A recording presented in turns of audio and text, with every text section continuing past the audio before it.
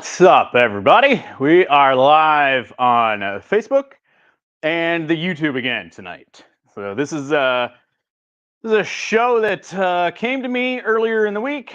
We were going to do it on Tuesday, and I do apologize that we did not go live on Tuesday. But well, I got hit with a stomach bug of some sort, and I'll spare you the details. Driving down here to the shop and hanging out was not the best idea. So here we are. I do apologize too. I know it's late for everybody that's going to be tuning in live. By the time I leave work, drive from Lansing down here to Battle Creek, get all set up, get everything secured, and around this just seems to be the time that we're going live. So I'm working on that to try to get it earlier. I don't know if we're going to be able to hit the 7 p.m. mark like I've been trying for, but I'd like to try to be about 7:30 to 8. Obviously, we're not there yet, so we are working on it. You might have seen the title, Help, My Car is ... So the point of tonight's show is that the season started for a lot of people. And I see the comments rolling in all of the groups. I have the questions being asked. Help, my car is... And it's usually preceded by things like overheating or pushing really bad or misfiring or super loose or not enough RPMs. So I thought we'd kind of do a brief overview of kind of each of these problems. We can dive a little deeper into a few things if you guys would like, but the goal is to just kind of to try to cover some ground. So yeah, I know that Facebook is kind of hating me right now because we're not posting as often as we should be. So I would greatly appreciate, I don't usually do this. I'm going to ask you guys just share it up tonight, maybe hit the share button, hit the like button too. But try to share it up here on Facebook. On YouTube, if you're watching from YouTube, just, hey, thanks for being here. I appreciate it. All right. Hi, Marvin. What's up to my dad? Underdogs here. Chad, David, and Bubba says, slow. My car is slow. Yeah, we talk about that. And Chad's not done yet. Brother, I might show it in the group tonight. I might twist the camera so you guys can see how the car's sitting tonight. So, yeah. So if you're curious what my race car looks like sitting on the ground, subscriber group. We'll be there after this. What is up, Lewis? Lewis there's with Top Row Racing Media. He was out to Springport last weekend. Went out there, hung out with my dad, who finished second. I was running third. Ryan Hollister, hey, he went for a gap. I probably would have shot the same gap. Little single cam neon running down a big K Series Honda. And he made a little contact coming out of 4. So Ryan ended up not being able to finish. Dad ripped off the second place. It was a crazy feature. Crazy. So, yeah. Okay. And Joe is watching on TV / YouTube, but he's commenting on Facebook on his PC. Joe, you are a real one. You're a real one, man. And Matt says, he's pushing like a freight train. All right, let's start with the overheating thing, okay? Because this was the most common one that I've seen. Help, my car is overheating. What can I do? I'm going to use the whiteboard as we need to. Otherwise, I'm going to pace around. I really don't know what to do with my hands. So, yeah. It's been a minute. So when it comes to overheating or cooling your car, okay, first off, if you hear me say coolant or water, they are interchangeable. They mean the same thing, right? The biggest thing that I see out of a lot of people is that they have something new in the system, okay? So if you've been racing, last year the car was awesome. It didn't overheat at all. And this year it overheats every time. Well, what did you change, right? So if you had, say a stock setup, I've seen this one a couple times. Somebody had a stock motor, stock radiator, thermostat, no thermostat. We'll get into that in a second. Everything was stock. Car cooled relatively well. They kept the RPMs lower. Car stayed cool.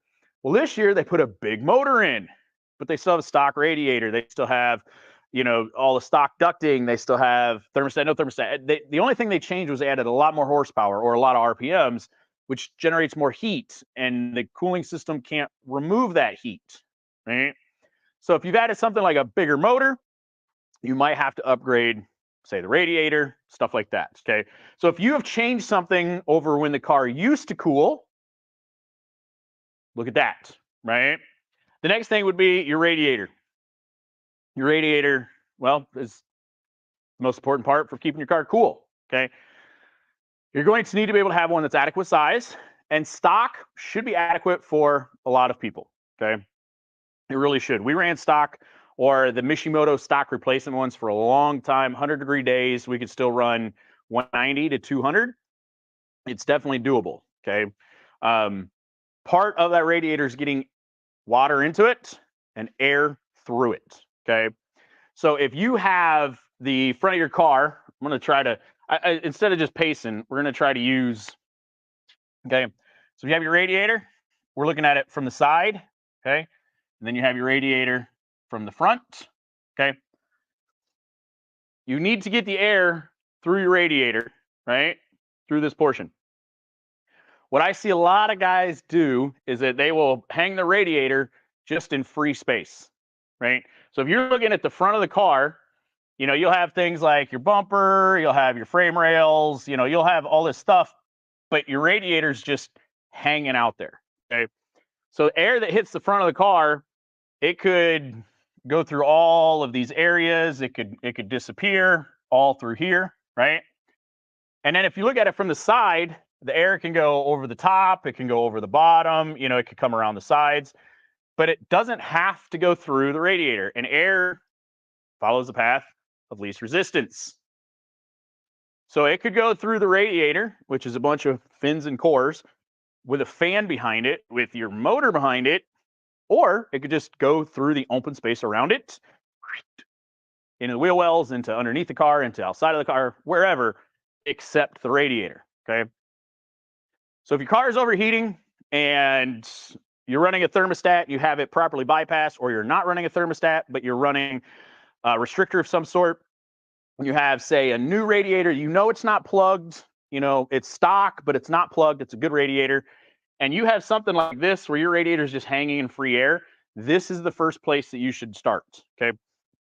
It's really simple and really easy to fix. Instead of having all of this space around the side for the air to go through, right? Build an air dam underneath, block the side of your radiator to your frame rails. Make sure, this one's tricky to draw on the top, but make sure that you have where whatever your radiator support is, make sure you have the top of that blocked off so that any air that comes in has to go here. It can't just go up over the radiator, okay? So you want to make sure you have a top plate, and then any air that hits the front of your car, okay, has to go through the radiator. It can't seep past through here. Now, the other part of that is that if you have a front bumper on it, go ahead and build an air box so that you are connecting to the front bumper, okay? I know this is too tight, might be confusing, but by connecting these portions to the front bumper, you are guaranteeing that any air that hits the front of that car goes through the radiator. Now, there's a lot of, you can do some equations and you can figure out the proper size air box, and you know, if you ever see like a late model, their air boxes usually do something like this, right? There's a certain size, and you can get into all of that where air that comes in, it's going to expand, slow down, hit the radiator, speed up, blah, blah, blah, blah, blah. Airspeed, there's a lot of math to it that you could do if you want the optimum perfect situation. However, I would rather have this giant air box that all the air that comes in has to go through the radiator than worry about getting this little tiny opening and all the right math and everything like that. Because if you get that wrong, car won't cool. If you get that wrong, well, the only way to get it wrong is to not have the air go through the radiator, okay? One other part to this equation that you don't need any math to do is that any air that comes in this side has to go out this side. So if your engine is over here, and say you got your engine, right, and bottom of it shaped about like that, I don't know, right? Transmission, engine, got your intake manifold. If you have all of this, your starters here, all of this is right tight against your radiator, and the air that comes in, and you know, we'll put a fan right here, okay? If you have nowhere for air as it comes through your radiator to escape or go around, it's going to stall out. It's going to deadhead. you're going to get pressure built up right here, and it will be more than the air coming in, and it will actually stall out, and you won't get the flow. And yeah, you can say, well, I have a fan there, that should do it. No, because if there's pressure back here, that fan, it's just going to chop the air. It's not actually going to pull it through. So you might have to go through, and on the backside, you might have to actually make sure that you have a way for the air to go somewhere. Now, one thing that I have done in the past, and this might sound crazy to some of you guys, is I've actually taken fans off to ease restrictions, because a fan, if you try to overspeed a fan, the electric motor can actually slow the fins down and turn it into a restriction. Okay. So if we're looking at it from the front, you say you've got your engine over here, you've got your transmission over here. Again, I'm not an artist. Keep that in mind. Okay. And say your radiator takes up this much space. Okay. Obviously, like it's, we showed over here, you got your intake manifold starter, all of this. That's a large area. This area over here with the transmission, it's likely much smaller. Okay. Not having a fan here, so at speed, air can hit and go through there and just escape around that transmission, has actually allowed me personally to run 10 to 15 degrees cooler before, because not having a fan here means I don't have a restriction, and letting that space here flow as it's going through, as you're going through the air at speed, means that at least that portion of the radiator will always have good, clean airflow. The portion over here is where I would typically put my fan. And I would do that because at lower speeds, the engine and all of that causes a bit of a restriction. So say pace speeds and caution speeds, and that fan is going to allow it to draw through and force it around the engine and stuff. Now, one other thing that you can do, if you have the capability, if you have your radiator in a stock location, well, you can't really do this. Okay. One other thing, the air box, by having it where you have your radiator, you have your air box, by having a higher more air up here means that it will physically force more air through. If you only let this much air in, it'll be a lot easier to stall out back here because there's just not that much force. If you have that much air coming through, you're going to force it by. Okay. But one other thing that you can do, if you have the capability, is that you can actually tilt your radiator. So you could give it a little bit of a lean in either direction. That way, as air comes through it, it can actually escape in one of the directions. Okay. Because the fins will have will kind of direct the air that way. That's one that you got to have the space and the ability to move your radiator. One other thing that does, by the way, is if you have your radiator forward, so you have more room, but you've got your nose cone, you can actually tilt your radiator and lower it down. So something to keep in mind. Now, if you've got good airflow, you've checked, you've got good airflow, okay? The next thing up comes with the, had the air stall in a stock Firewall V8 cars before, took the hood off, no more overheating. Yep. Venting the back of the hood can be a double-edged sword, because if you have your windshield, your hood, and the front of your car, okay, and you've got your tire, again, not an artist. This is a high-pressure area, okay? So that means the air that's coming up over the top of your car is going to land here, or it's going to hit the windshield and want to roll down under here, causing this to have a higher amount of pressure than, up here or here. So what it could mean is that if you have an opening here, okay, it's possible that you'll have a big enough high pressure area that'll actually force the air inside your engine bay versus letting the air escape out of your engine bay. Now, I personally have almost always had a gap there in my cars. I believe that it does help because the gap is big enough that it still allows the air to escape. Okay.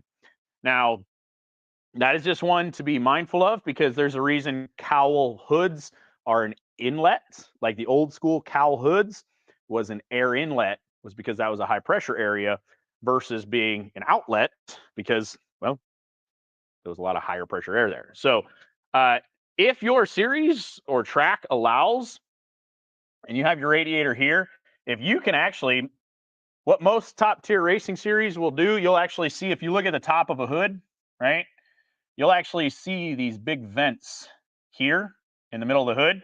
What they're doing, this is your hood, here's your radiator. They actually have a duct which goes up over the engine so that the air that comes in actually exits here, because this is a low pressure area, so it'll actually help pull air out. Also, that can provide some downforce. So if your series and your track allows it, that is a good way to go. I don't race in any series or track that allows any vents in the hood. So, right, man, stuff's just not wiping off very well. Okay, gutting the thermostat. Okay, this is the next thing we'll talk about. Also, real quick, distilled water plus a water wetter of some sort. I prefer the Driven brand because Driven sponsors us. Excuse me. They've partnered with us, and if you head to drivenracingoil.com and you use code the FWD10, you can save 10%. Okay, but a water wetter of some sort. Pick the brand that you like the most. Can help lower the temperatures. Distilled water just helps keep everything inside of there clean. Be brutally honest, I usually use tap water. Doesn't stay inside there long enough to really mess things up too much, but it can. So distilled water and water wetter of some sort is your best bet. Antifreeze / coolant really does not help a lot with coolant or with cooling capacity after a certain concentration, surface tension of the water, blah, blah, blah. But it also sticks. So if you drain it onto the track, it sticks there. It's terrible to pick up. So no coolant, okay? Gutted thermostat or thermostat. This is a heated debate for some people. We did a whole show on this, okay? The easiest way to remember this is that a thermostat is primarily an emissions device, okay? The thermostat's job, its entire job, is to stay closed until the engine reaches a certain operating temperature and then open and serve as a restriction for the water flowing through, okay? So that thermostat will open and close, open and close, open and close, open and close based on the temperature. If the temperature falls below a certain point, it'll close and the water will stay in the engine and it'll get warmer. Once it hits a certain temperature, it will open again. It'll allow it to circulate through the radiator. Once it hits a certain point, it will, or temperature, it will close again. Okay. It can never drop below a threshold. That's why a lot of guys, oh, I put a 160-degree thermostat in and oh, cured my overheating problems. Well, that's because 160 degrees is here, 190 is here. Their engine makes enough heat that when it's only allowed to drop to this temperature, it just can't get rid of enough heat and it just continues to get hotter and hotter. But when it can open up down here and it doesn't have to get all the way up here, it can stay cooler. So by letting it open 30 degrees lower, you don't have 30 extra degrees of temperature in the water, right? So if you want this effect only, down here's the limit, and that is whatever temperature it is outside, you can just run a restrictor. You don't have to run a thermostat, okay? You don't. Anybody that tells you, oh, well, it overheated because you're running a no thermostat, that's your problem. They don't understand how a thermostat works. They don't. They might say they do. They might pretend they do, but they don't. Okay. What's up, Travis? Travis lives out in California. So yeah, his water is a little harder, tears up motors and radiators. It depends on what part of Michigan. Tap water usually isn't as bad. Some well water, super rusty. So it really depends on what part of Michigan. The tap water here in Battle Creek usually doesn't do too bad. So yeah. Now, if you struggle with your engine not getting up to temperature, a thermostat will definitely help because it won't let it fall below a certain point, okay? Now, here's the thing to remember, though. Water pump, radiator, okay, engine, right? Your water pump is going to pump water through the engine, down into the radiator, back into the water pump. You're going to have your thermostat or your restriction, okay, in line. The idea of the restriction is that it slows the water down enough to allow it to pick up heat from your engine and disperse it into the air through your radiator. If it goes too fast through the engine, it will not grab any heat. And if it goes too fast through the radiator, it will not disperse heat. If you go too slow, it will overheat here. It'll superheat the water here, and it'll super chill the water here, and it won't allow enough regulation between the two. So that's why you need the restriction. If you close this off because your thermostat is closed, you do not have water cycling through your engine. Might seem like it, but you don't. You need a bypass. That, in a stock automobile, is your heater core. That's why your heater will get hot the fastest. Your fans won't kick on, but you'll be blowing heat out of your heater core, okay? So you need to make sure that you have a way. Well, actually, I apologize. That doesn't go from there to there. That actually goes from there over to here, okay? With the idea being the water pump can suck water out of the engine and put it back into the engine. If you don't have that, if you have a stall spot there, you don't have that complete loop, okay? So if you run a thermostat, you need to make sure you have a bypass. That tiny little bitty hole in the thermostat likely isn't enough. The problem with this is that if your water is not actually flowing, when you have your temp sensor over here, if the water is being deadheaded and that pump is just spinning inside its own cavity, that means that all of your cylinders are going to put in a ton of heat around them, and your sensor isn't going to see it. So you might have part of your engine that's running at 350 degrees, but your thermostat down here thinks it's 150, so it's not open. You're starting to make steam, which can either put air around your temp sensor or keeps all of that here, and it actually insulates and keeps your temp sensor from reading properly, okay? So if you do not have that water flowing through, you can have hot spots, which can warp your head, wipe out your head gaskets, okay? If you want to run a thermostat, it is the proper way to go. If you want to run no thermostat, it is the proper way to go. There's more than one way to get the job done, okay? You can run a thermostat. Make sure you have a bypass of some sort. You can not run a thermostat. I have ran a gutted thermostat for, well, I started in 07 and I was running a gutted thermostat. It is now 2023. And when this car gets back out, well, when the car gets out, it will not have a thermostat. It'll have a gutted thermostat. So 16 years of racing, I've never ran a thermostat. My car last year, on a 95-degree day, spinning 8,600 RPMs, I was running 170 degrees with no pressure in the system. My radiator cap was not holding pressure. I was losing roughly 2 ounces of water out of the system running 170 degrees. In Florida at 8,600 RPMs, 8,700 RPMs for 40-lap feature. Car didn't overheat. So I got a little bigger radiator. I got some really good airflow going through the radiator. That's a part of it. So if your car is overheating, okay, radiator, airflow, restriction, okay? Because your car can overheat because your thermostat's not opening. So those are the quick and dirty ways to go. The last thing that I would say as far as overheating goes, something that can happen that doesn't always, do not immediately place blaming upon these folks, is it could be a tuning issue. It could be that you're running, and it might not be the actual tune itself. It could be that you're running super lean or super rich and putting extra heat into the combustion, or combustion chambers, or your timing is way off for either the actual tune's fault or something like a sensor's gone bad or something like that, or your physical timing's off. So that is a possibility as well. I would usually check that one last unless you have a very good reason to believe something else or believe it is first. Okay.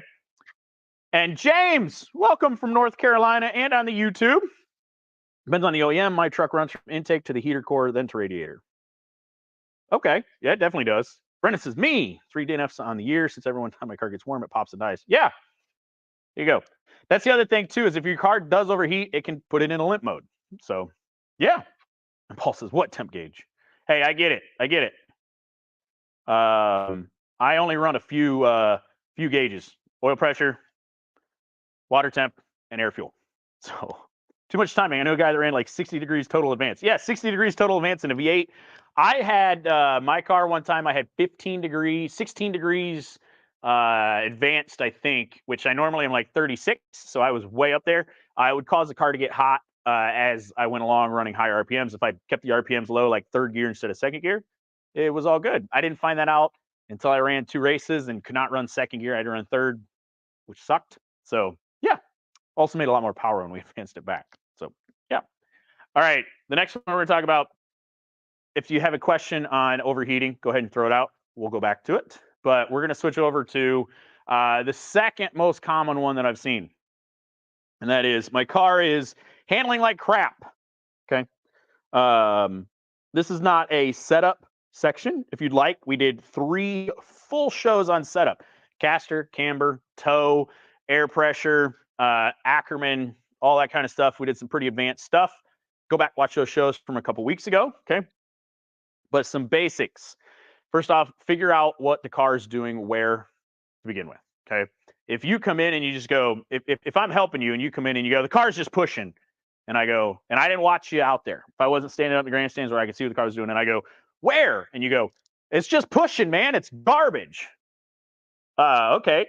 So like you go in and you turn the wheel and the car just goes to the wall. Well, no, like you get, and when I get the gas, okay, so it's not everywhere. It's just when you get the gas, right? You do need to pay attention to where your car is handling poorly. Oftentimes it's a section of the corner. So it might not be entry, but it is exit. It might not be exit, but it is entry. Okay. Or it might just be the center. And it is possible that it's everywhere. It is possible. But make sure that you can decipher that. Okay. If you can't, if you're literally, oh man, it just pushes everywhere, I can't tell, have somebody watch you and see if that's actually what's happening. That is a big part of it. Okay. Now, if you come in and you tell me the car's pushing really bad when you get in the gas, okay, my number one go-to answer almost all the time, okay, in a front wheel drive is you're taking weight off from left front. That's what's happening. When you go into the corner and the car hooks really good and it's just, you're booking it, you're in the center, it's really good, and you get on the gas, your car is just transferring weight because you're going from the front wheels. You're transferring the weight back when you get into gas, and you're transferring it to the right because you are still trying to turn left, and that weight is coming off from the left front. And as soon as you take weight off from that corner, that tire just has your traction, right? This is not, it actually kind of goes something like this, right? It's not perfectly linear, but it has to do with weight, right? And grip. So the amount of traction that you have, the more weight that you have, the less grip you have to a point. But more weight usually equals more grip on a tire to a point. Okay. Your left front is no exception. So if you have this much weight on your tire and then you get into gas and you have this much weight, well, you now have this much grip instead of that much grip. Okay. Very, very simple concept, not explaining it well, but pulling weight off left front almost always meets a reduction in grip. Okay. So what are some easy, quick ways to figure out if that's what's happening, right? First off, try to feel what the car's doing, right? When you go into the corner and it's You go to the corner and you feel the car just go right when you get in the gas. Yeah, you're pulling weight back there, right? But if you get in the gas and the whole front end just slides over, well, that's not really that's usually not a weight transferring problem. That's a horsepower problem and a grip problem, right? That's driving style.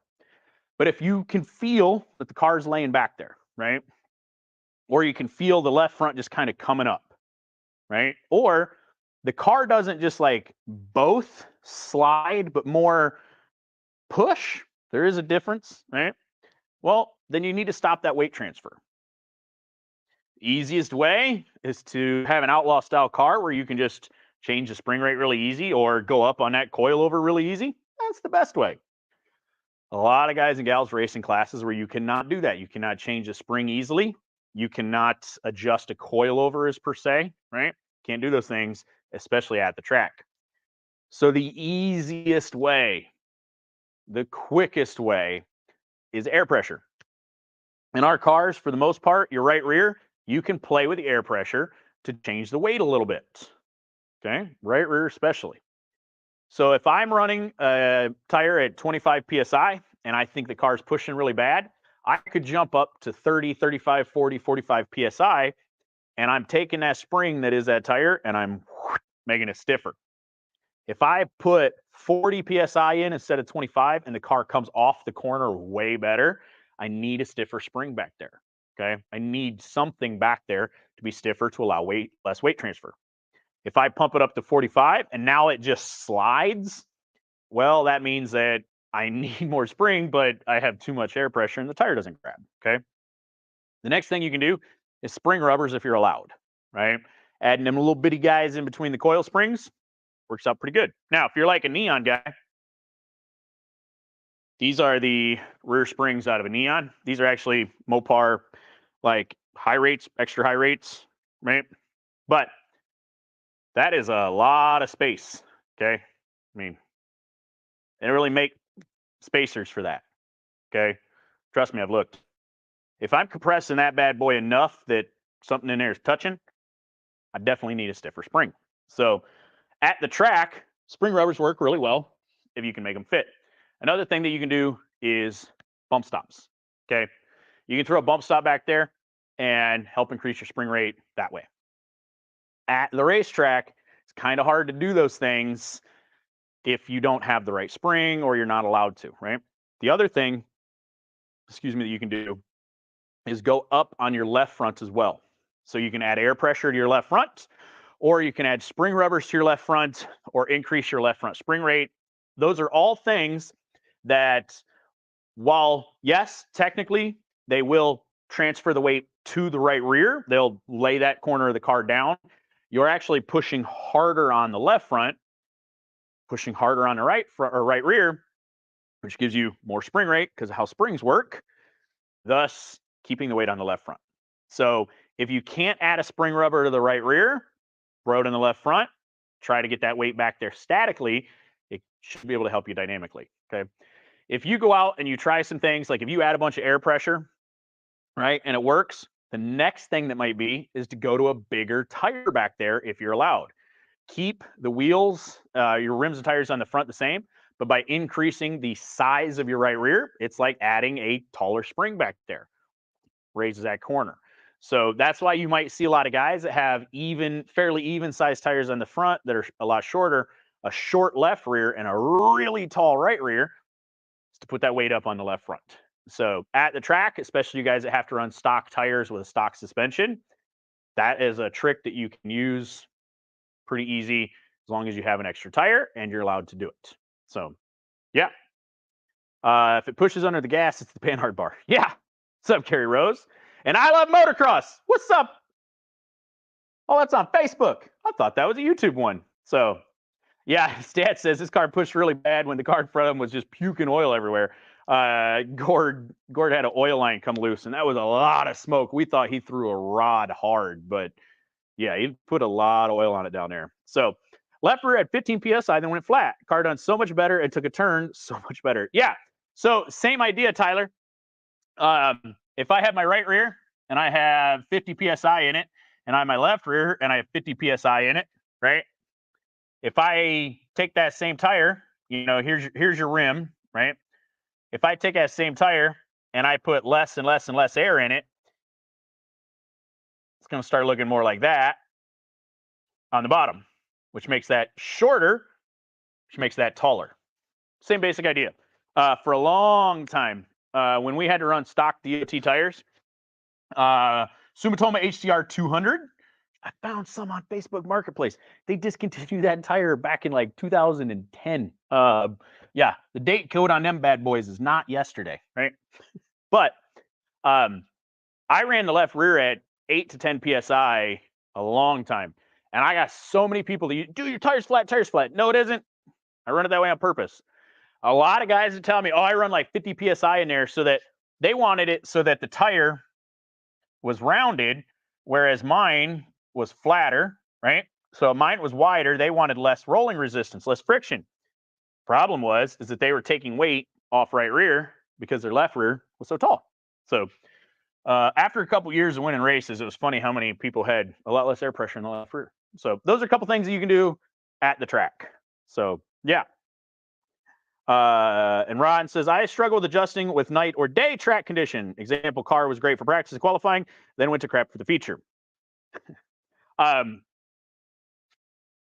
be straight up honest with you. This is not a problem that I have had a lot. I personally have found almost everywhere I personally race. Now, this could be my driving style. It could be subconsciously, I don't notice it. It could be the way my setups are. I am not in any way saying that any of you guys are wrong for this. It's something that I don't notice a lot.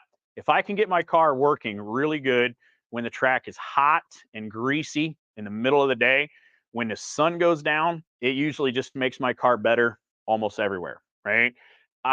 Because if the track gets colder, gets a little more grip in it, the front end's going to grip better, but the rear end's going to grip better. If you are having a struggle with the car working a lot better and doing what you want in the heat of the day when the track is, and this goes either direction. So say in the sunlight, it has more grip, then at night it loses grip, right? Or during the day it has less, tightens up at night. If you're struggling with one corner of the car or one, the front or the back, not keeping up with the same adjustments, so say the front end, when it gets dark and the front end works way better, but the rear doesn't, it could be that the weight is biting in, and during the day, the rear still isn't great, but the front is worse because you have too much weight there during the day when the track is greasy. But once it cools down and that weight can actually bite into the track a little bit, now you actually have grip up there. The rear doesn't have that weight, doesn't have that bite, causes it to be loose, right? Or vice versa, where the front during the day is, being able to bite in to get past or skate across. And when it cools down during the middle of the night, all of a sudden, it doesn't have that same level of grip. Tire temperatures is a big one with that one. I know Ron runs on the Hoosier 790s or 795s. Making sure to take your tire temps to be able to know, like when it's really greasy during the day or when it's hot during the day, the tire temps hit this temperature and the car works really good. Once it gets dark, once it gets night, the tires only hit this temp and they don't work hardly at all. Well, that means you're going to have to change your setup to try to get more heat in that tire. Typically, that's going to mean more weight, that type of situation. So I'm not the best at adjusting that direction. I personally, and I try to tell you guys when I have situations like this where it's something that I don't have a lot of experience in, because I don't want to come across as some know-it-all when I'm just spouting stuff off that I'm guessing, okay? Stuff that I tell you when I don't experience it myself like that is just years of helping other people. The amount of people that I've had that tell me that, I hear it all the time, like, oh yeah, the track's really going to tighten up when the sun goes down. Well, that typically tells me that their setups, the front is just so overweighted or so overpowered also that on pavement that they need the sun to go down to cool the track so that it doesn't put as much heat in their tires. They grip better. So notes will really help with that one, being able to tell temperature and stuff like that. So yeah. Tyler Esther on the Hoosier Legend scuffs, and Bubba says Nashville gets tighter at night. I couldn't tell you. So yeah. Um, Apparently the car was stupid loose that I drove, and I I thought it was pushing, um, but not according to the people that were behind me. So yeah. I'm just checking a couple comments here. The other thing too, Ron, is and his dad says Ron is sideways enough. Don't need him sliding around more to get more heat in the tires. That's the other thing too, is that Ron, it's one where like if during 8 laps of practice the car's really good, and 8 laps of heat the car's really good, but lap 15 through 30 of the feature the car is garbage. You're not your car is actually not adjusted for the long run, and its tires are getting too big, gaining too much, or tire temperatures. Your setup itself, your spring rates, your shocks, your struts and shocks can change because the heat and the fluid, but your actual setup from lap 1 to lap 30 doesn't really change. What changes is your tires. Whether the heat or the pressure is what really changes. Now that's barring no contact. So if your tires grow too much and your stagger gets off, or your setup does change weight wise because one tire grows 15 pounds and another only grows 2 pounds, that is what's changing your setup, is your tires. So that's where your tire notes, if you're measuring stagger, if stagger is important to you, or the height is important to you, being able to measure that is important for those reasons. And temp is important for those reasons because, man, in the heat of the day, in those first 8 laps, the tire gets to 220 and it's good. But a 30 lap feature, man, it falls off after lap 10. But at the end of the race, your tire's at 280. There's your problem. You might need a little less air in the tire to start with so that it can grow a little more, or you might have to just change the way you drive. So that is something to keep in mind, is when the setup changes as far as that goes. And Cody says, glad you started doing the YouTube. Now I can watch while I'm working on the car. We're going to try to do more of the YouTube. I'm not going to lie, this is also to help pad the stats on YouTube to get that watch time. So even if we get 3, 4, 5 people watching, that's cool. That's a little more watch time. We're hoping to grow that. I'm trying to organize things in my life right now to be able to get some of these videos edited and get onto YouTube. Yeah, we're trying to grow YouTube too, because Facebook can be silly sometimes. So yeah. We're only allowed 55% left side. I'm 2345 with half tank total weight. What would you shoot for cross? And do you cross left rear? Okay, so Dwight, that would be more on our setup shows for total. I personally aim crosswise for roughly 36 to 40%. Depends on the track, depends on how much I like the car getting loose. Always just regular. However the scales read, we don't have to reinvent the wheel as far as talking about those numbers. We just want a different number. So cross is cross, right? Left rear, right rear, or left front, right rear, compared to right rear, right front, left rear. Okay. The same way that people have been measuring it forever. We just want low numbers where other people might want high numbers, right? All right. Bubba is right on that one, that fuel burn off can change the car. Okay. Correct.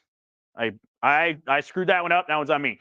If that is something that you can run into, if you are burning off a lot of fuel, I know some guys burning a ton of fuel, and you're losing 25, 30 pounds, and it absolutely just changes the dynamic of your car, I would definitely weigh before and after to see where your cross numbers change, because you can then adjust the car. Might not be as good in the first 8 to 10 laps, but it'll be a lot better in the last 10 laps, right? Because if you change your cross number or your corner weights or however you need to do it, so that at the end of the feature, you are at where you should be, where the car is really good, okay? So I personally usually only burn about 2 to 2.5 gallons of fuel, which is about 15 to 16 pounds. And my fuel cell is as left as I can get it and as low as I can get it in front of the axle. So fuel burn off for me doesn't really change the numbers. So I don't experience that as much with fuel burn. Some guys have their cells higher. They have them more right. They have them farther back. If you have it behind the axle, that's a lot more, 15 to 20 pounds, a foot and a half behind the axle is a lot more swing weight, which can change your setup than having it 18 inches in front of the axle, farther to the left, not as much swing weight, doesn't change the setup as much. So something to keep in mind. And what's up, Michael? So if your car's pushing, a little more on the right rear or the left front, okay? Now, if the car's wicked loose, because that's the other one I hear a lot, okay? Car's wicked loose, right? That's one where you need to evaluate what the car is doing. If you get into gas and that car is still wanting to walk out on you, you might have something bent, broken, or completely wrong with the rear steer. Because when you add weight to the right rear, that should put it back under you. So when you get in the gas, you transfer some weight to the right rear, it should put the car back under you. Okay? Should, we're talking in generalities.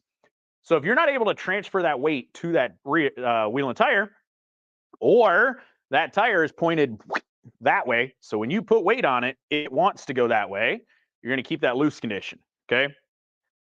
If you're not transferring the weight for whatever reason, if your car has too stiff of a spring, right, where it is just buried the left front into the ground, and yeah, the weight is on the right rear, but not in the same way, that can be an issue too. Okay, so make sure that if you're getting it to, if it's too loose, pay attention to how it's doing. Is it sliding or is it driving that way? Because I've seen guys where they have stock rubber bushings in the rear end, like the control arms and stuff, like a Neon, they had the stock rubber bushings that were blown out. They didn't realize that. So they had a dynamic toe situation. So when they'd get in the gas and they put weight there and the corner force, the rear was much worse as far as the bushing, and it would actually tow it out. Well, it's a good way to cheat if you want it that way. If you got to have stock stuff, you can have that dynamic toe to loosen the car up. But if your car is good until that kicks out, it was too loose for them. So once I put new bushings in, calm the car right down. Okay. So you might have something bent back there. You might have something moving around back there, right? Or you're just not getting enough weight on the rear end typically. That tire is just allowed to slide across. So pay a little bit of attention to there to be able to tighten it up some.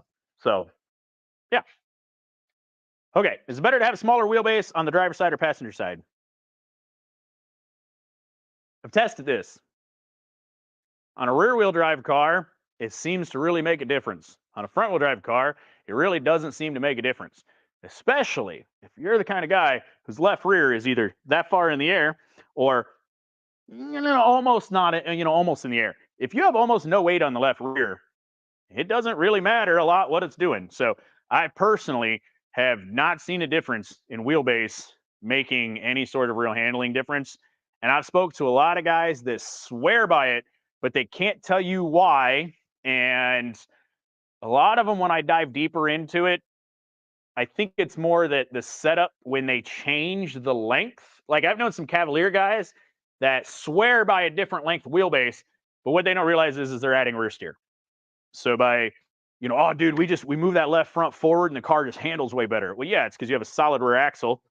You have a solid rear axle that instead of both wheels pointing forward, you now have, with a straight axle, you now have them pointed slightly that way with the same straight axle. Okay.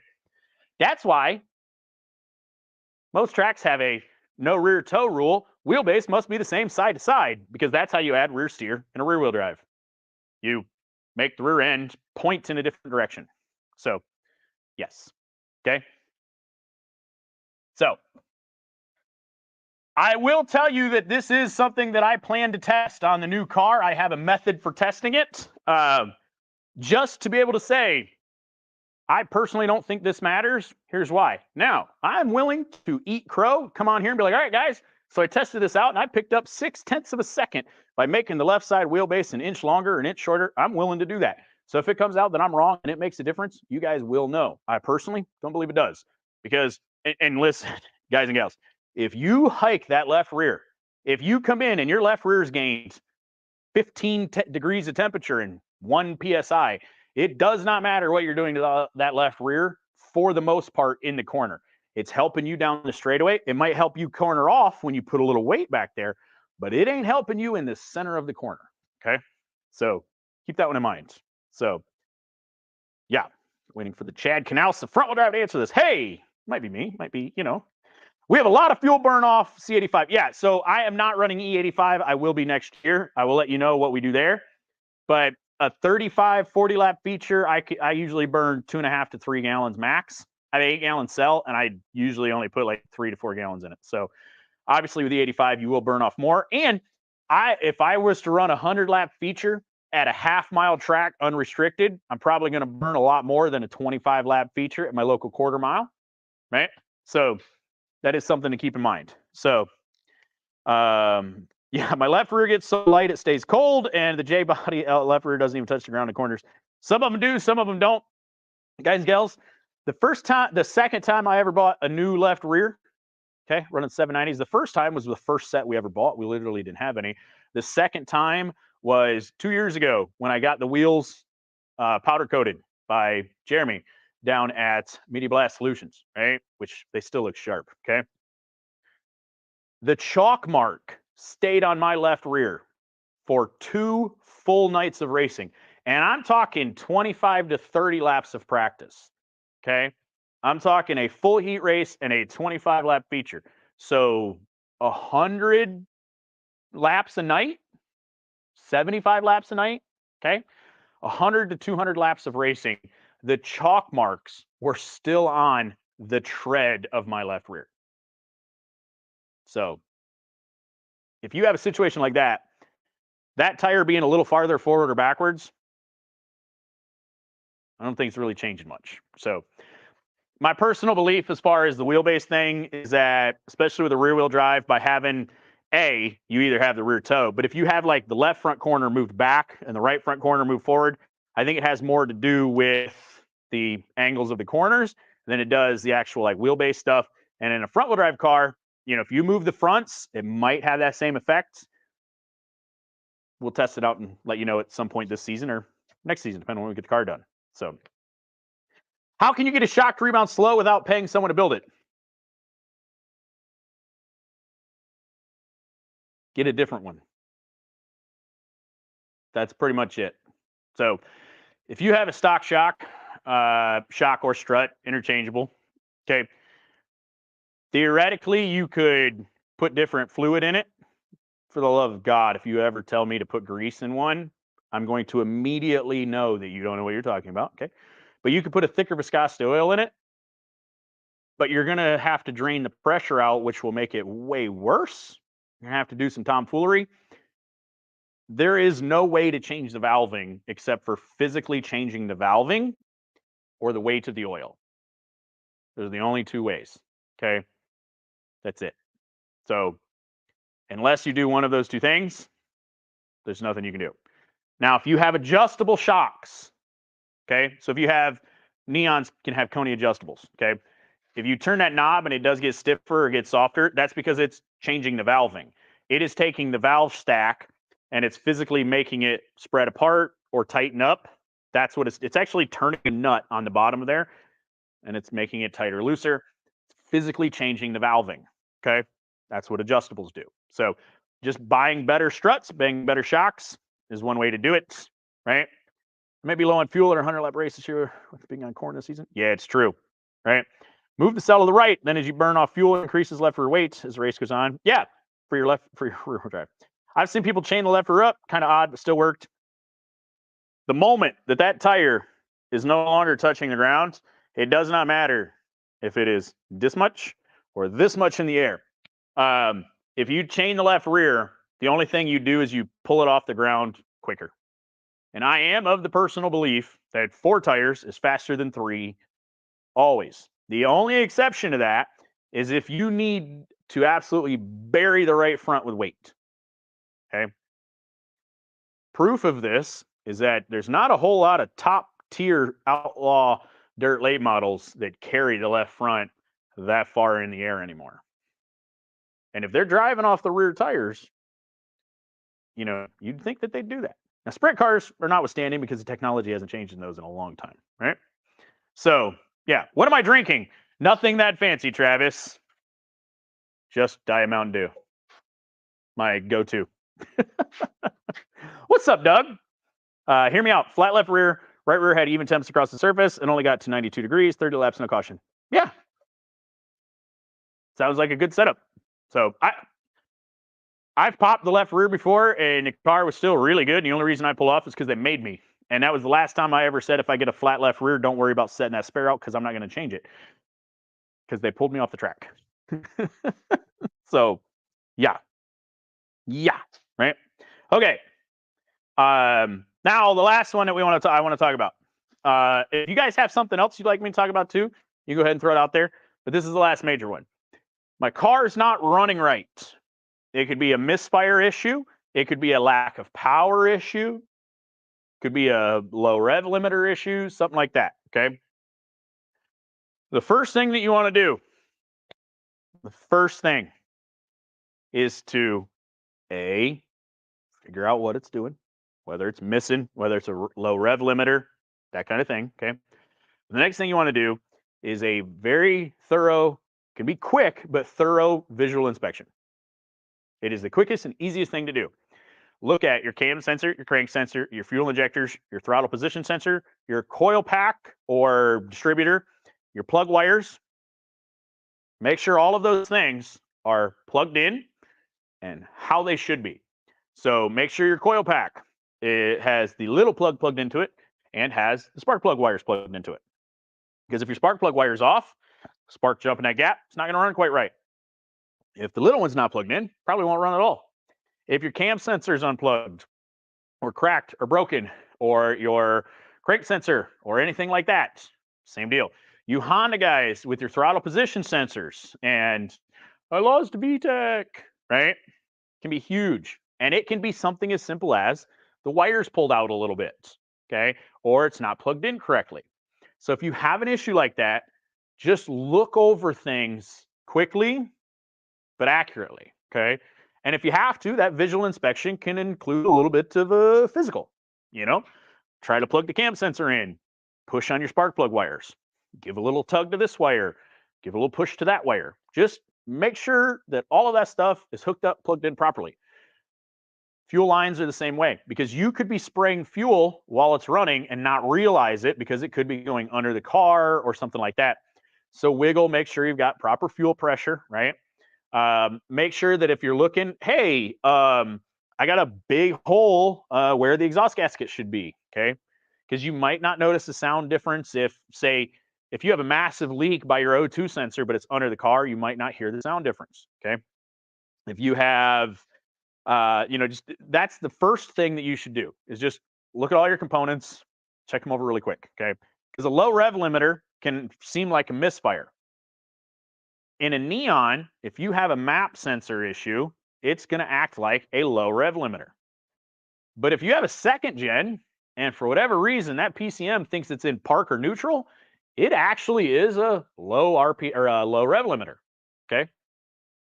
A lot of limp modes have that. They drop the rev limiter. So you could be putting yourself in a position where you think that it's misfiring, but you're hitting a rev limiter. Okay. So something to keep in mind. Doug, I'm pretty sure you sent me stars because I can't see it and I appreciate that. So TPS tabs break off. Yeah, if you have your connector and the tab broke off, that thing might be seated properly at idle, but it could wiggle loose and just wiggling around to cause problems, okay? Visual inspection could catch that. So for us dirt guys, it gets into the connectors too. Yeah, used to be street stocks before front wheel drive got big. I think I missed something that John was talking about. Rev limiter of the pits is how respectful people don't do it. Hey, rev check. Listen. Y'all watch Cletus? Okay. We're doing a two-step check. We're taking it back. We're two-step checking. Okay.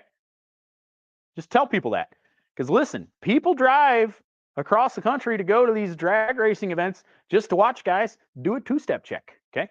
So if you call it a two-step check, it's really cool. If you're just some dickhead, that's not cool. But if you're like, all right, gentlemen, need to check at what RPM the two-step is set at. Look, my two-step might be set at 9,600. Right? Way cooler sounding, okay? Yeah. Running an Integra, but not VTEC here, buddy. They can keep it too many problems. Yeah, fighting a lean condition right now under wide-ohm throttle, replacing fuel regulator with an air motive one. And, okay. So, what brand of spark plugs do I recommend? We use NGKs. I use NGKs. I'm trying to hold on. I'm actually looking. I can't reach them. So we're running NGKs. They are their copper plugs. We run a BKR 60S is the plug that we run. I think it's one step colder. But I'm going to tell you guys and gals what to do. Pick a reputable company. Champion, NGK, Autolite, fairly reputable brands. You may or may not like one of those brands for a reason or not. That's cool. Pick your favorite. Call them. Say, hey, here's what I'm racing with. Okay. Because NGK, they got a pretty baller helpline. You can call them up and you can say, hey, here's what I'm running. I got a 2-liter Neon, got 13.5-to-1 compression. I got a ported head, long 2-header. I had these ginormous cams. I got this. I got a rev limiter set to this. I got K-Series Honda coils set up with my standalone ECU. What plug do you recommend? And that company who spent a lot of money building spark plugs will be like, hey, I think you should run this spark plug. They're probably not wrong. Iridium, platinum, okay, all of those things, you don't need them. Copper is the best conductor. And listen, guys and gals, listen, okay? Bubba mentioned it here, okay? E3 spark plugs, quad fire technology, okay? Your normal spark plug looks a little bit like this, okay? If you look at it from the top, you've got your electrode, you've got your strap, okay? I don't know if you guys and gals know this, but electricity follows the path of least resistance, okay? So when a combustion happens and you get a little spark that goes from there to there, that spark arcing across creates a tiny little bit of carbon, but the burn also creates a little bit of carbon. So when that arcs across, it actually helps to keep that clean. Okay. So if I have a single point of contact, that burn helps clean that part off every single time it fires. Now, if I have too much dirty, if I have an electrode and I have one strap, two strap, blue strap, red strap, okay, it does not go to all of them, right? What it does is it picks one and it goes from the electrode to the strap on one of them. And the other three get covered in carbon.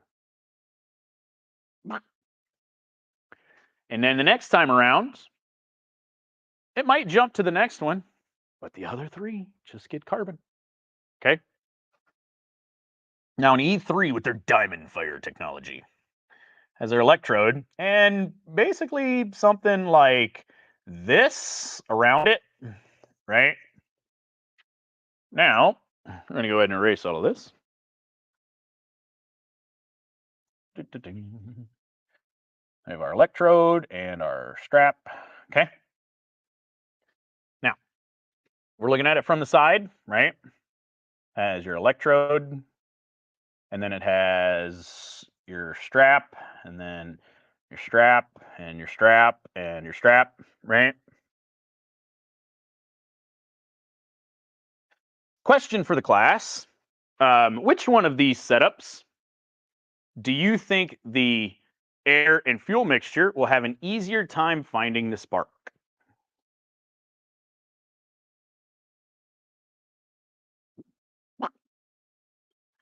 Every single dyno test that I have ever seen that is pitting something like an E7 against something like a champion copper, the E7 either maintains the same horsepower or it loses horsepower. Okay. The other thing is that these get carboned up a lot easier. If you are running rich, these are able to burn through the fuel air mixture a lot better than these. You're going to have a more consistent spark. Now, some people will be mad at me because of that. They'll be like, hey, I run E3s. I make a gajillion horsepower. I win every race I enter. They're the best thing ever. They make more power. They got better fuel economy. They last forever. They're the best thing I've ever done on my motor. Cool. I have a question for you. If they make more horsepower and they increase fuel economy, how come every single automaker that sells a car in the United States, which has stringent fuel mileage restrictions, right? Which will happily advertise as much horsepower as possible for everything, okay? How come every single manufacturer doesn't use a spark plug like that? E3s do not come in any OEM car. Spark plugs that look like that do. And yep, there are some other spark plugs. Like you'll get some that'll just have a ring, that'll have the electrode. Depends on the combustion chamber shape. There are some other plugs than this, but these are not. And if you think for a second that Chevy, Ford, Dodge, Kia, Honda, whatever manufacturer, if you think for a second that they will give up 5 free horsepower and half a point of gas mileage, right? Cost, nope, because those Bosch Platinums that they have to put in because you're not going to change the spark plugs until 100,000 miles that have to last that long, they cost as much or more because those E7s are going to drop in price if they're buying tens of millions of them a year. So anything that increases fuel efficiency simply by bolting into an engine, OEM automakers will be all over it because they can make more money in tax credits by increasing their average fuel economy than they will ever spend on pennies more per spark plug. So 100%. Just something to keep in mind. Now, when I went out to MPMC, I could have met with E3 spark plugs. I didn't. I did not. I actually put them on my do not meet with list. And if anybody from E7 is watching and you want to change my mind, you're welcome to. But I'm going to need to see some evidence, and I've got some experts that I can talk to. I will put it this way, though. I talked to more people at MPMC that are hated by the E7 spark plug people than are liked by the E7 spark plug people because guys like David Freiberger, who runs the whole thing about dyno testing and horsepower, has proven on multiple occasions that they're snake oil and they don't do anything. So if you want to run E7s and you don't have a problem with them, continue doing so. I don't think you're dumb. I don't think you're an idiot. If you found something and it works for you, keep doing it. Okay. Now, if you start spouting off about fuel mileage and horsepower and the greatest plug ever, I will think you have fallen victim to their marketing. Okay. So keep that in mind. Right. So now,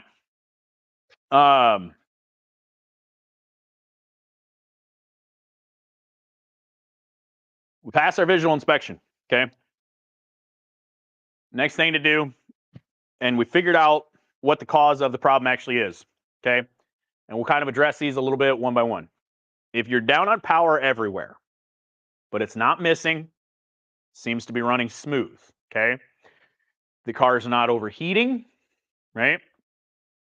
The first thing that I would double check would be your rolling resistance. So make sure you don't have a wheel bearing bound up. You don't have brakes being held up, right? You don't have an axle binding up. You don't have your transmission binding up. Just make sure that the engine is allowed to actually transfer the power to the wheels, okay? It's pretty simple to check. If you come off the track and the car's way down to power, get it up in the air and try to spin the wheel. If you go to turn it and it's bound up because the brakes are hot and they're sticking, stuff like that, hey, probably found the issue with the no power, right? So, yeah. Travis says, by the way, Travis Black, who's watching, YouTube guy here. If you guys want to know about LSs, that's the dude to talk to, by the way. Holy crap. Go watch his channel. That dude knows more about LSs than I know about neons, and that's saying something, right? But he was out to MPMC with me. That's actually how we met. So, yeah, pretty cool. Him and I hung out quite a bit. Yeah, he got to Travis, you were sitting with me when we actually got to sit with Freiberger and Deluche, didn't you? I thought that was you. Anyways, um, make sure you're not binding up if it's a lack of power. Okay. The next thing is check fuel delivery. Most of the time, when I talk to people that are low on power, they're having a fuel delivery issue. They're probably running lean because they just don't have enough fuel to make the power that they need, or they could be rich and they're running too much. A lot of people that I've talked to, that is one of the big problems that they have. I personally recommend an air fuel gauge in your race car just as diagnostic equipment. If you can't tune your car, that's fine. Having an air fuel gauge allows me to very quickly, if I come out of the corner and the car does anything goofy, the first thing I do is go and I look at the air fuel gauge. Because if that thing is pegged lean, I know that the motor is in danger no matter what's happening, and I get out of it. If I look over and the air fuel's good, the next thing I do is I look at oil pressure, right? After that, we look at water pressure. My gauges are set up so good is basically straight up to the right for the oil, straight up or left for the water temp. It's just the way my brain works. They should be not pointing at each other. Okay. So if I just glance and I see the needles are in the right direction, okay. But air fuel is key for that. Being able to just look and see if you have a stock vehicle, it's going to run that same air fuel all the time. But if you look up and you see that thing pegged lean, that's your power delivery issue right there. Okay. I know they can be expensive, a couple $100, but if it saves you one motor, it might be worth it. Right.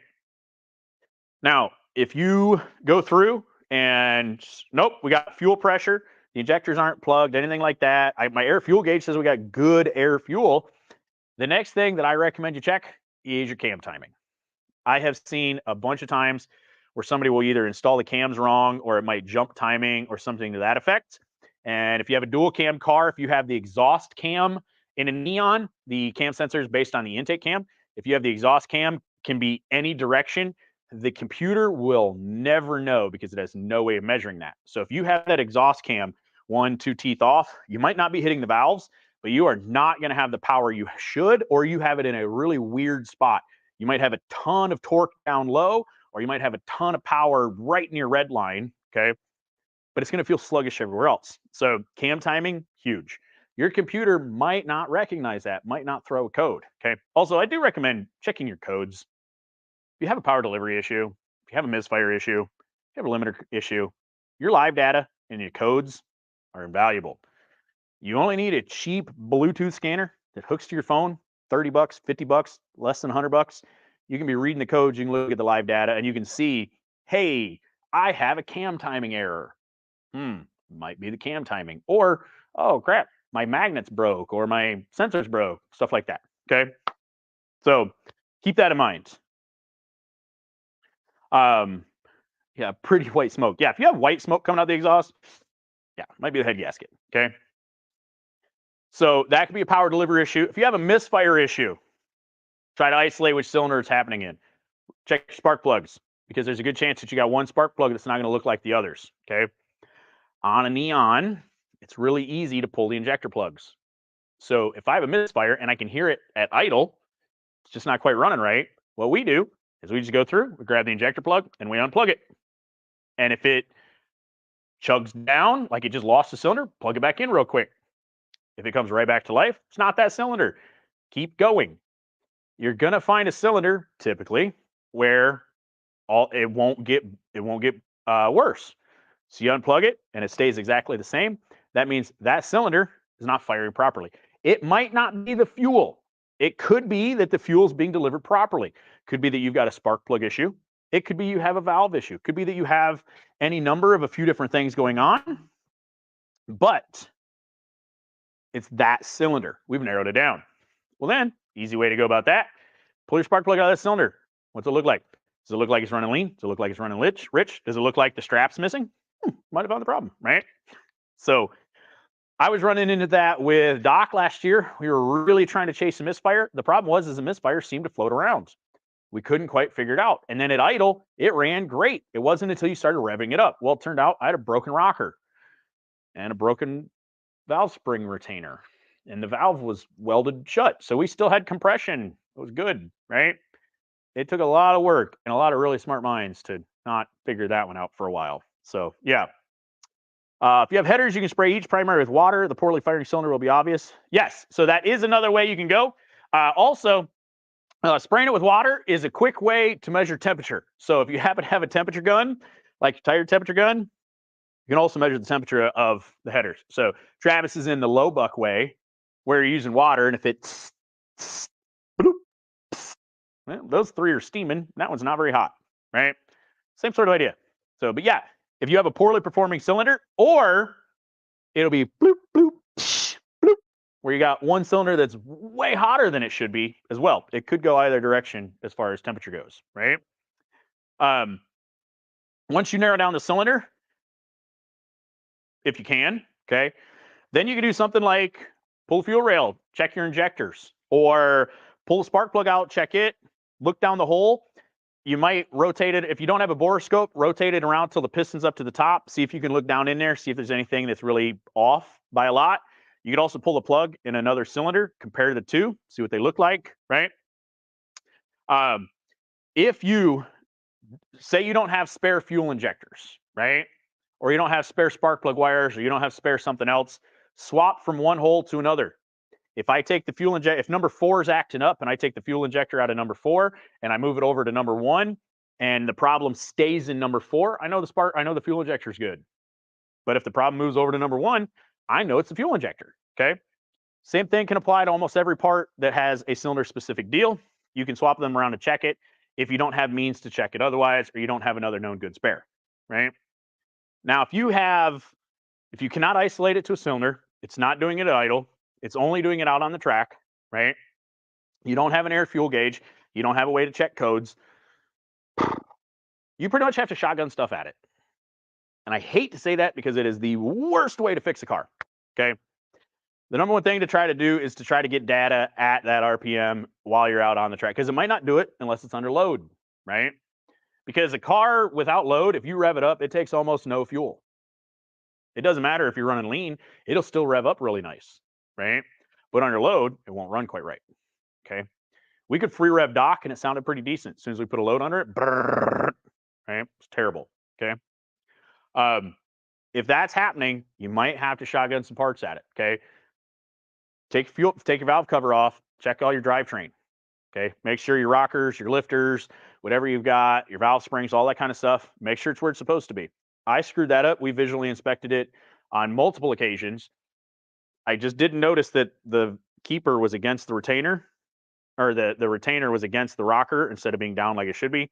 It wasn't until I went to swap all the rockers out that I finally noticed that, okay? That's how I screwed up diagnosing that one. That's the stuff you might have to look for, okay? And then if it gets to where nothing visually is wrong, drivetrain looks good, you only have the problem at like high RPMs, it's not per cylinder, you have no evidence of anything, that's where I start looking into fuel delivery and ignition. You might have, so on a Neon from the factory has a big coil pack, it feeds 2 cylinders at a time, wasted spark. It could easily be one part of that coil pack cannot handle high RPMs, high dwell time, stuff like that. Could be something as simple as a coil pack.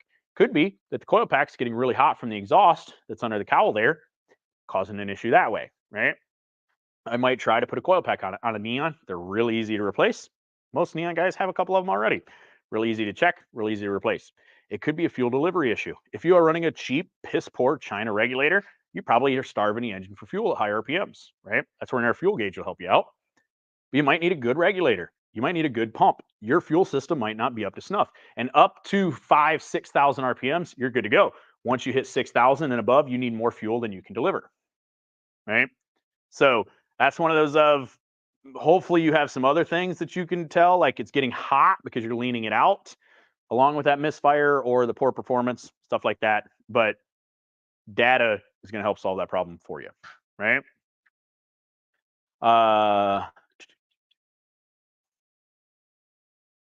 Danny's getting some help from the chat on some bent stuff and helping the car turn better.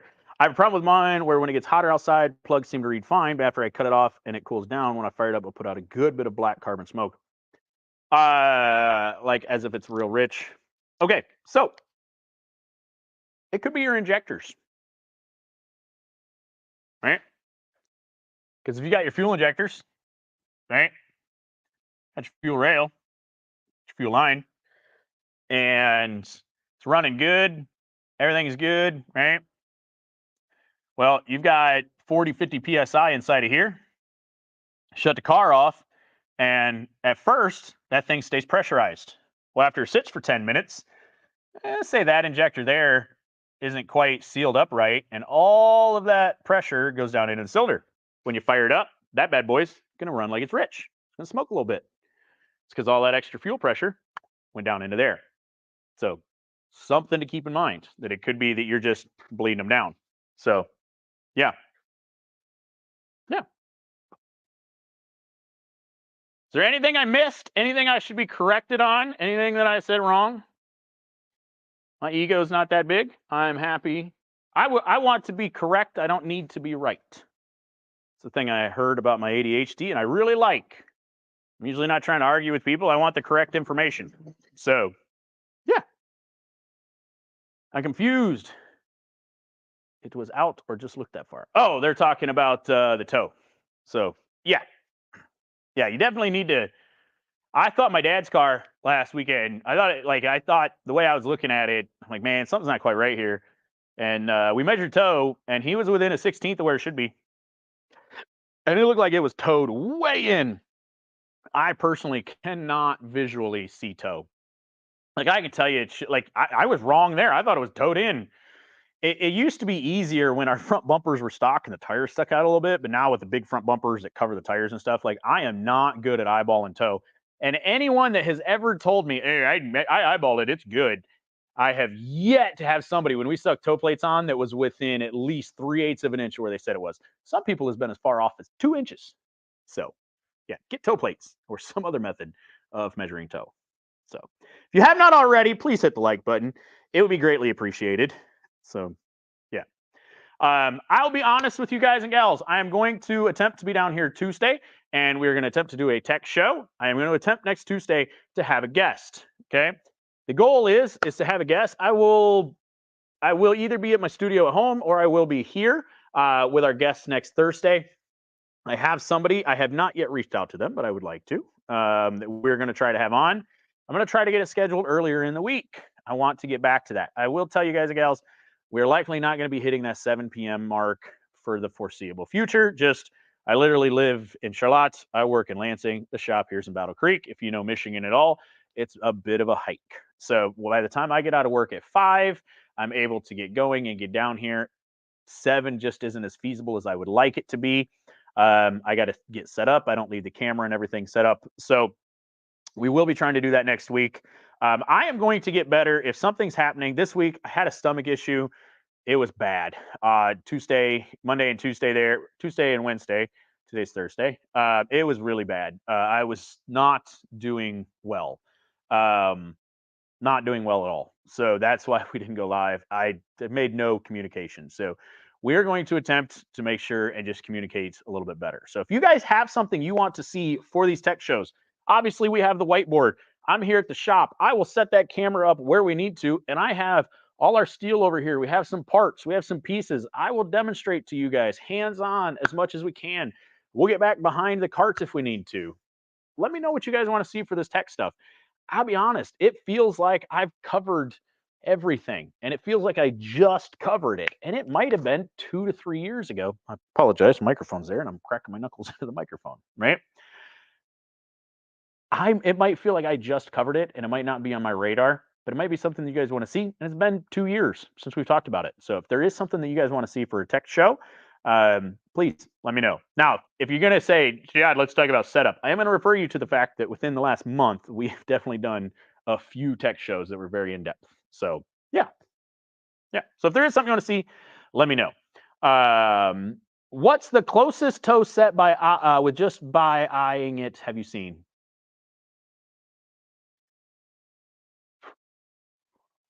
Honestly, I want to say it's 5/16. I think was the closest, and honestly, I think that was just luck. Um, because they had set it by toe plates and basically hadn't touched it, except for like once, I think.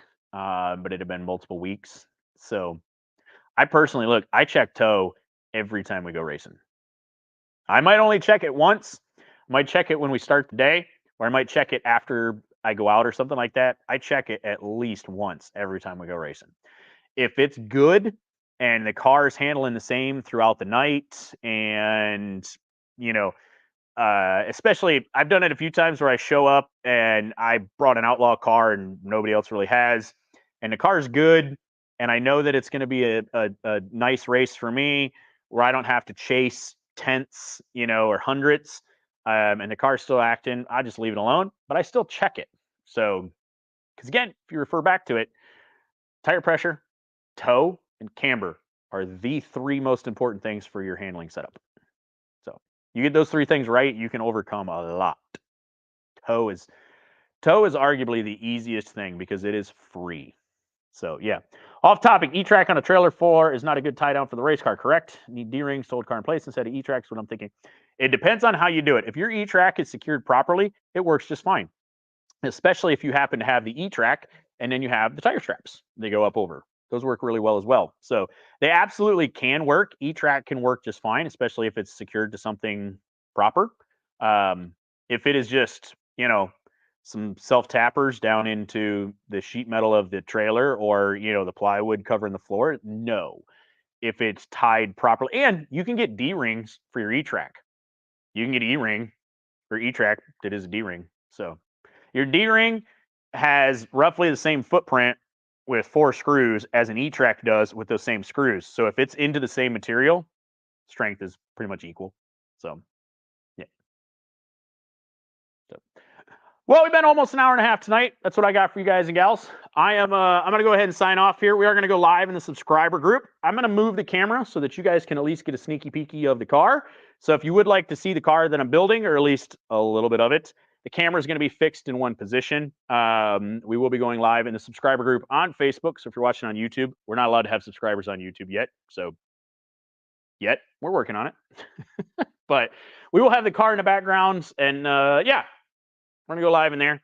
So come join, come hang out, or not, whatever you like to do. The only thing I ask is that you hit the like button. Otherwise, everything else is just a bonus. So thank you all for being here. What about the importance of side crush panel for fire? I don't know exactly what you mean, Bubba. Side crush panel for fire.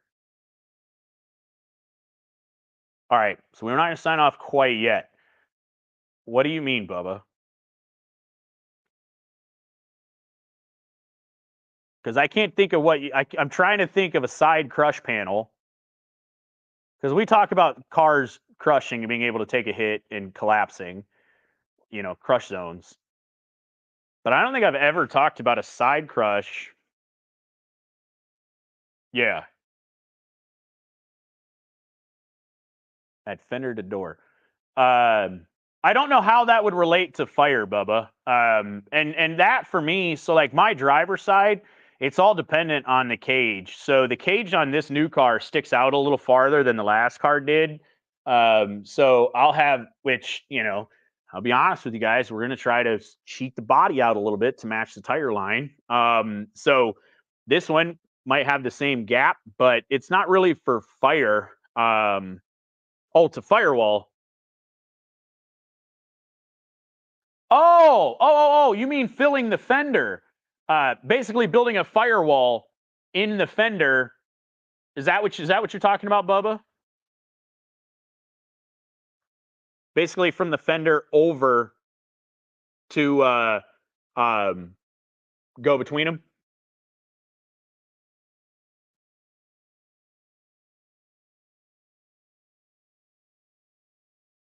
Okay. Yeah. Honestly, for me, it's more important to keep the rubber out.